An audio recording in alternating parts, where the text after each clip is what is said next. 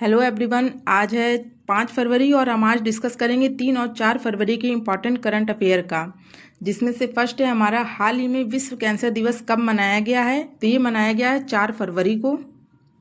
और इसकी थीम की बात करें तो यूनाइटेड बाय यूनिक, क्योंकि थीम एग्ज़ाम में पूछी जाती है। तो इसकी थीम है यूनाइटेड बाय यूनिक और यह 2025 से 2027 तक चलने वाले 3 साल के वैश्विक अभियान का एक हिस्सा है, जो कि इस बात पर जोर देता है कि कैंसर से लड़ने वाले हर व्यक्ति का अनुभव अलग होता है और हमें उनकी व्यक्तिगत ज़रूरतों का सम्मान करना चाहिए। और अब हम इसकी हिस्ट्री की बात करेंगे कि ये कब से मनाया जा रहा है।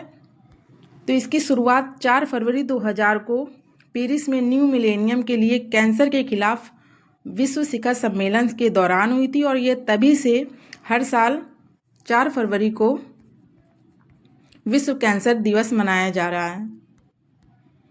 नेक्स्ट है पंचायत एडवांसमेंट इंडेक्स 2.0 में पहला स्थान किसे दिया गया है। तो इसका राइट आंसर हो जाएगा त्रिपुरा। त्रिपुरा को पंचायत एडवांसमेंट इंडेक्स में पहला स्थान दिया गया है और ये पंचायती राज मंत्रालय के द्वारा जारी किया जाता है। और त्रिपुरा का सिपाही जाला जो ज़िला है कि जुगल किशोर नगर विलेज कमेटी ने 88.44 के स्कोर के साथ देश की लगभग 2.5 लाख ग्राम पंचायतों में प्रथम स्थान हासिल किया है। तो इसका राइट आंसर हो जाएगा त्रिपुरा। नेक्स्ट है दुनिया के पहले प्राइवेट स्पेस स्टेशन बनने वाले एवं हेवन 1 को किस देश में विकसित किया जा रहा है। तो इसको विकसित किया जा रहा है अमेरिका में।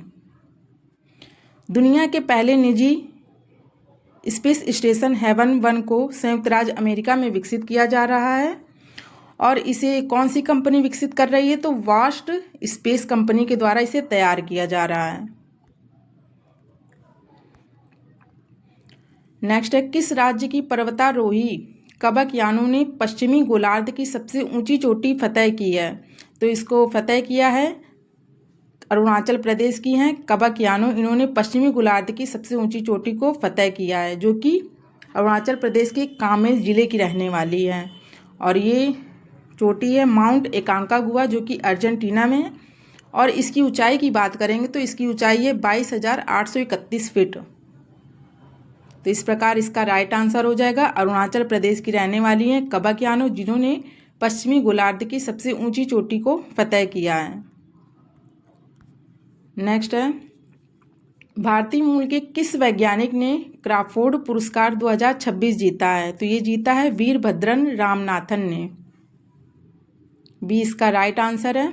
2026 का क्राफोर्ड पुरस्कार जो है भारतीय मूल के प्रसिद्ध जलवायु वैज्ञानिक वीरभद्रन रामनाथन ने जीता है। तो इस प्रकार राइट आंसर है वीरभद्रन रामनाथन ने क्राफोर्ड पुरस्कार 2026 जीता है। इनका योगदान क्या है। तो इन्होंने यह सिद्ध किया है कि क्लोरोफ्लोरोकार्बन यानी CFC जो है, ये जैसे प्रदूषक तत्व जो हैं कार्बन डाइऑक्साइड की तुलना में गर्मी को रोकने में हजारों गुना अधिक शक्तिशाली होते हैं।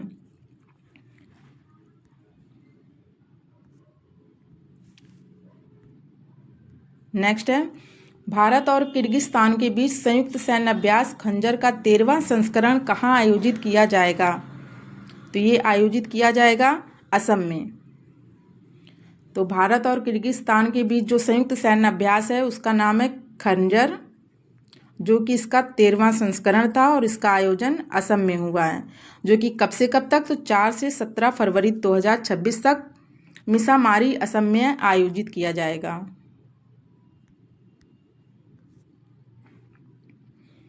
नेक्स्ट है हाल ही में युमनाम खेमचंद सिंह को किस राज्य का मुख्यमंत्री चुना गया है। तो ये मणिपुर के 13वें मुख्यमंत्री चुने गए हैं और मणिपुर की राजधानी है इम्फाल।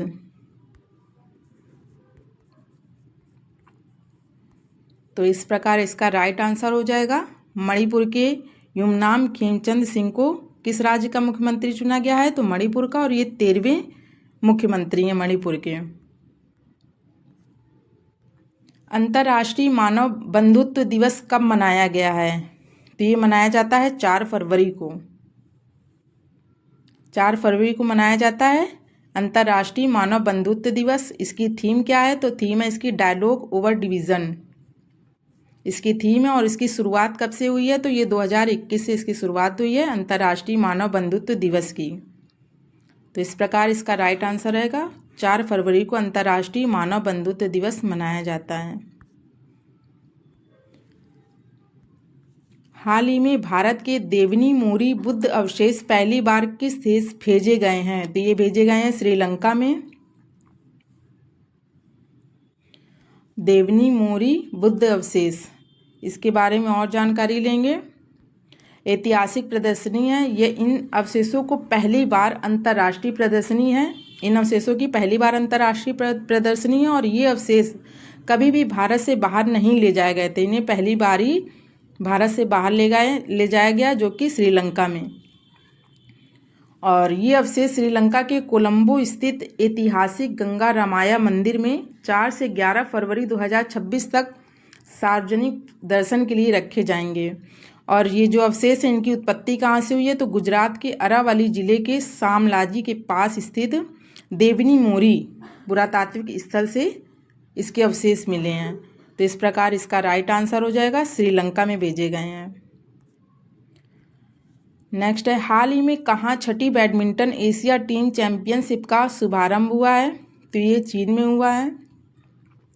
तो छठी बैडमिंटन एशिया टीम चैंपियनशिप का शुभारंभ 3 फरवरी 2026 को चीन के किंगदाओ में हुआ है। और यह टूर्नामेंट किंगदाओ कॉन्सन जिम्नेजियम में आयोजित किया जा रहा है और ये 8 फरवरी 2026 तक चलेगा।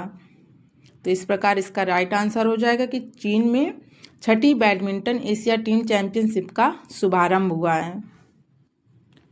नेक्स्ट है, डीआरडीओ ने कहाँ solid fuel ducted ramjet technology का सफलतापूर्वक प्रदर्शन किया है? तो ये किया है ओडिशा के।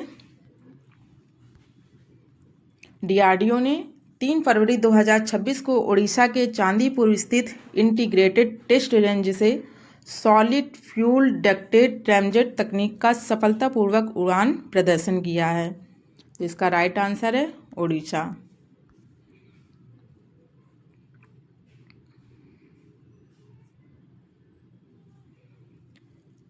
नेक्स्ट है, किस राज्य ने करुणा अभियान के तहत पिछले 10 सालों में 1.18 लाख पक्षियों को बचाया है? तो इसका राइट आंसर हो जाएगा बी, यानी कि गुजरात राज्य ने। गुजरात राज्य ने करुणा अभियान के तहत पिछले 10 वर्षों में 1.18 लाख के से अधिक घायल पक्षियों को बचाकर उनका इलाज किया है। और यह पहल मुख्य रूप से मकर संक्रांति के दौरान पतंग की डोर से घायल होने वाले पक्षियों को बचाने के लिए शुरू की गई थी, जिसके तहत राज्य सरकार के द्वारा व्यापक बचाव और उपचार अभियान चलाया जाता है।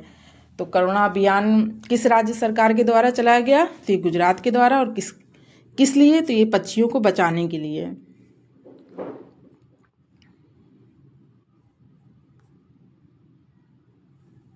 नेक्स्ट है, कौन सी राज्य सरकार दरांग राजा की विरासत को संरक्षित करेगी?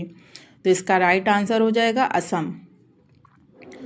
असम सरकार जो है वह कोच राजवंश के दरांग राजाओं की ऐतिहासिक विरासत को संरक्षित और पुनर्स्थापित करेगी। मुख्यमंत्री के निर्देशानुसार कोच राजवंश के ऐतिहासिक महत्व और उनके सांस्कृतिक योगदान को बढ़ावा देने के लिए दरांग जिले में विरासत संरक्षण परियोजना को शुरू किया गया है। तो इस प्रकार राइट आंसर है इसका असम।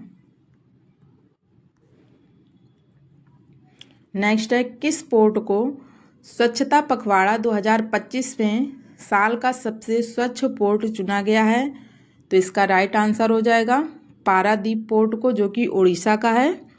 इसे वर्ष का सबसे स्वच्छ बंदरगाह चुना गया है। और यह पुरस्कार 3 फरवरी 2026 को नई दिल्ली में केंद्रीय मंत्री सर्बानंद सोनोवाल के द्वारा प्रदान किया गया है। तो इस प्रकार 3 और 4 फरवरी की कंप्लीट करंट अफेयर थी, जो कि बहुत ही इम्पॉर्टेंट है।